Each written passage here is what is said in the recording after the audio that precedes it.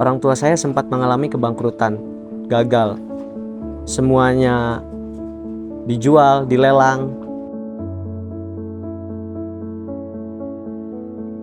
Gimana rasanya? Wah, itu kacau sih. Bener-bener kacau. Usaha lagi berjalan, tapi tiba-tiba hancur, tiba-tiba bangkrut. Saya juga sempat ingin berhenti, tapi lihat kondisi, lihat keadaan. Ketika orang-orang banyak yang ingin memulai usaha, tetapi nggak punya lahan, tetapi nggak punya kandang, saya berpikir, kenapa saya harus berhenti? Padahal banyak di luar sana orang-orang yang pengen mulai, pengen usaha ternak ayam petelur.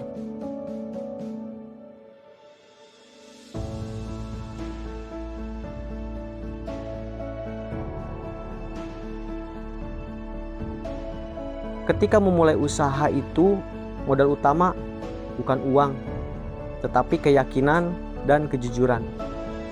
Itu yang menyemangati saya lagi untuk mulai usaha.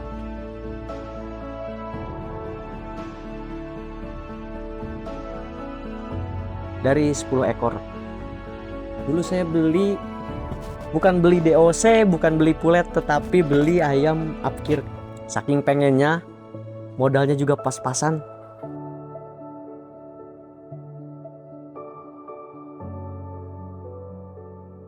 Saya belajar lagi. Saya coba lihat kesalahan saya dulu di mana, apa yang bisa bikin saya gagal.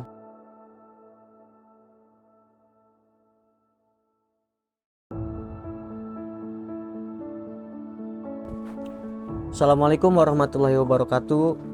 Halo kawan-kawan, berjumpa lagi dengan saya setelah lama saya absen, tidak upload konten seputar edukasi tentang ayam petelur. Di sini saya ingin berbagi kisah, berbagi pengalaman, kenapa dulu saya berhenti, apa alasannya, dan kenapa sekarang memulai lagi. Dan selama saya absen itu ada hal atau pelajaran apa yang saya dapati. Jadi semuanya dulu mulai dari sini. Saya ingat waktu awal ngonten, dulu awal ternak ayam petelur, itu memang sebenarnya usaha orang tua saya. Kebetulan pada saat itu saya masih kuliah juga, jadi saya sambil membantu, sambil ngonten. Walaupun fokus saya dulu belum di ternak ayam petelur. Nah, namun berjalannya waktu, karena saya sibuk kuliah juga, capek secara fisik, capek secara mental, capek di kehidupan nyata, akhirnya saya berhenti ngonten. Dan juga kebetulan saat itu berjalannya 2 tahun ternak ayam petelur ini, orang tua saya sempat mengalami kebangkrutan, gagal. Semuanya dijual, dilelang. Padahal saat itu baru nambah populasi lagi, sedang pede-pedenya, sedang yakin-yakinnya, tetapi keadaan yang mengubah itu semua. Disebut kena mental enggak? Gimana rasanya? Wah, itu kacau sih, bener-bener kacau. Selain itu juga, selain saya, orang tua juga udah pastinya kena mental. Bayangkan punya utang usaha lagi berjalan, tapi tiba-tiba hancur, tiba-tiba bangkrut, tutup, penghasilan gak ada, punya utang. Itu yang bikin kena mental. Bahkan orang tua sampai trauma, gak mau lagi ternak ayam petelur. Saya juga sempat ingin berhenti, tapi lihat kondisi, lihat keadaan. Ketika orang-orang banyak yang ingin memulai usaha, tetapi gak punya lahan, tetapi nggak punya kandang, saya berpikir, kenapa saya harus berhenti? Padahal banyak di luar sana orang-orang yang pengen mulai, pengen usaha ternak ayam petelur. Dari situ semangat saya bangkit lagi, walaupun dengan keterbatasan keadaan, modal. Tetapi saya ingat pesan dari seseorang bahwa ketika memulai usaha itu, modal utama bukan uang, tetapi keyakinan dan kejujuran. Itu yang menyemangati saya lagi untuk mulai usaha. Dengan keterbatasan yang ada, saya yakin saya mulai dari 10 ekor. Dulu kandang udah gak ada, sudah dibongkar. Bikin lagi dari awal. Bikin kandang 10 ekor untuk kapasitas 10 ekor. Dulu saya beli, bukan beli DOC, bukan beli pulet, tetapi beli ayam upkir, teman-teman. Saking pengennya, modalnya juga pas-pasan. Akhirnya saya beli 10 ekor, jalan. Saya coba silaturahmi ke teman-teman atau ke teman-teman peternak lain lah. Yang mungkin beberapa ada yang sudah tahu dulu saya sempat usaha tapi tahu saya bangkrut gitu kan. Saya belajar lagi. Saya coba lihat kesalahan saya dulu di mana. Apa yang bisa bikin saya gagal. Oh, ternyata ini, oh ternyata itu. Disemangatin lagi untuk mulai. Ya udah akhirnya mulai. Saya coba pelajari manajemen di kandang-kandang lain dan apa kira-kira kekurangan saya.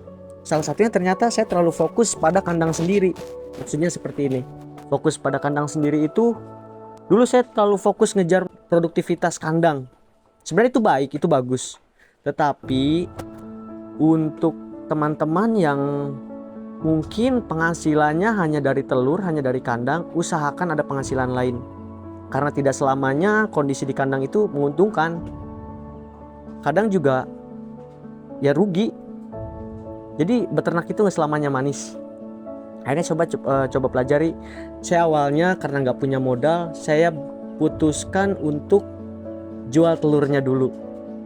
Dulu punya pelanggan yang saya cari dari awal. Saya coba cari pelanggan-pelanggan. Ketika sudah dapat, dulu saya udah berhenti beternak, akhirnya nggak keisi pelanggan-pelanggan saya. Mungkin karena dulu saya masih kuliah gitu ya, nggak kepikiran untuk kenapa nggak saya beli dari kandang lain gitu.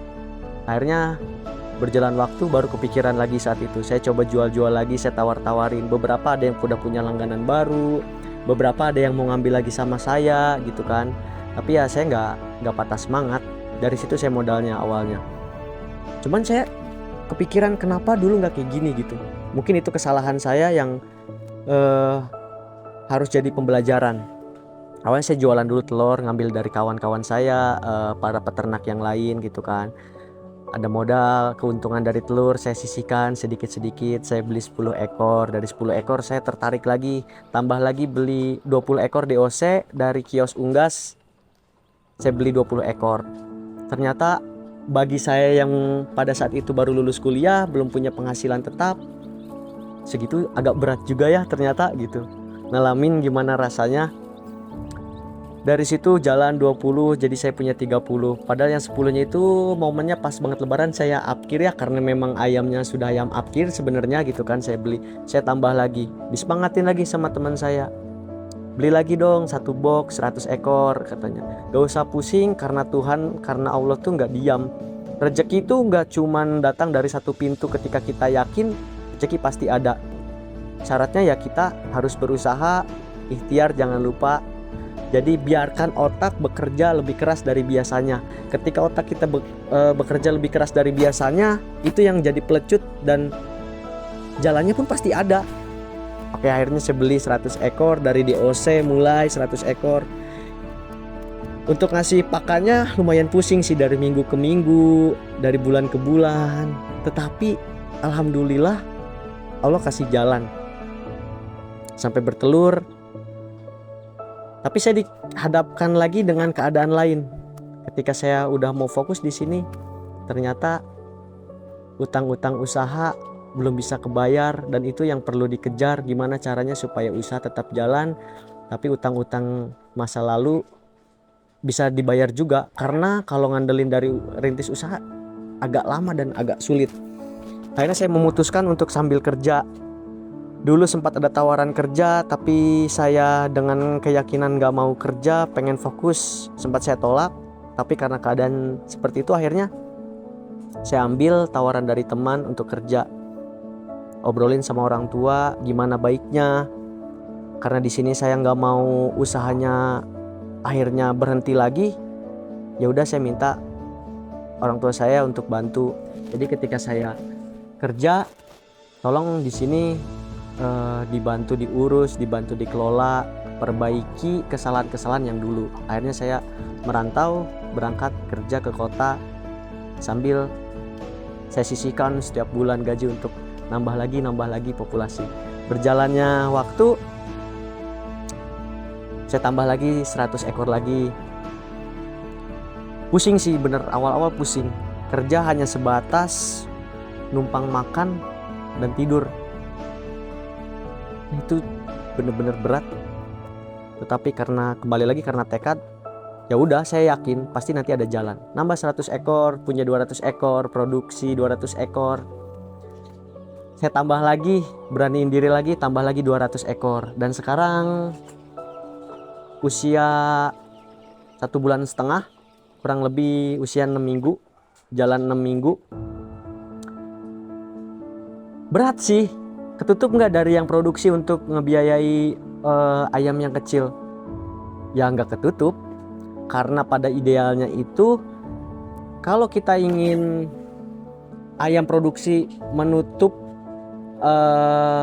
pakan atau kebutuhan ayam yang kecil, idealnya itu 1:3. Misalnya kita punya 300 ekor, kita bisa melihara yang kecilnya 100 ekor.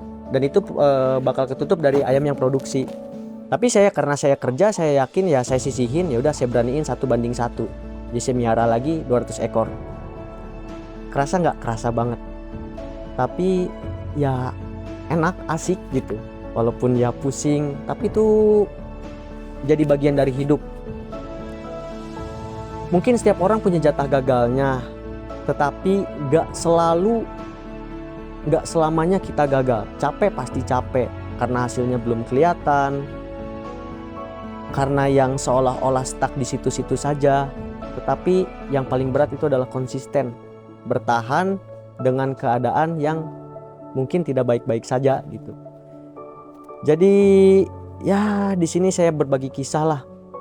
Mudah-mudahan ini bisa jadi pelecut untuk diri saya sendiri, untuk bisa tumbuh lebih baik, bukan untuk lebih baik dari orang lain, tetapi lebih baik dari diri saya sebelumnya. Dan semoga bisa menjadi inspirasi untuk teman-teman yang ingin memulai usaha, atau teman-teman yang sedang berjuang bekerja, dan teman-teman yang sedang dalam keadaan titik tersulit. Ingat bahwa nggak selamanya kita di bawah. Jadi ketika kita di atas pun, kita nggak boleh berpikir bahwa selamanya kita di atas. Jadi intinya tetap semangat, hiduplah sesuai dengan sebagaimana mestinya. Jadi kenapa selama mungkin 5 tahun kurang lebih ada ya, dari awal saya belajar ngonten sampai sekarang, kemana aja selama 5 tahun, ya itulah teman-teman. Di kehidupan nyata gak seindah di konten. Mungkin banyak yang konten-konten ya mungkin emang beternak menguntungkan, tetapi tidak selamanya menguntungkan. Jadi pesan saya itu, kalau teman-teman ingin usaha ternak ayam petelur, usahakan ada penghasilan lain. Atau misalnya teman-teman bisa sambil ngebakul lah bahasanya, ngebakul telur. Jadi teman-teman belanja dari kandang-kandang lain telur-telur, dan kita cari agen atau cari warung-warung untuk kita pasarkan gitu. Jadi ketika di ayam itu rugi, kita punya keuntungan, kita punya margin dari jualan telur, dan itu bisa nutup. Syukur-syukur ada penghasilan lain-lainnya, itu menjadi nilai tambah sih. Dan bagi teman-teman yang ingin memulai, tetap semangat. Saya pun pernah gagal. Jadi ketika teman-teman yang pernah gagal juga, jangan down, jangan ya capek boleh sih capek, tapi capek sewajarnya. Setelah capek ya istirahat, terus ya mulai lagi.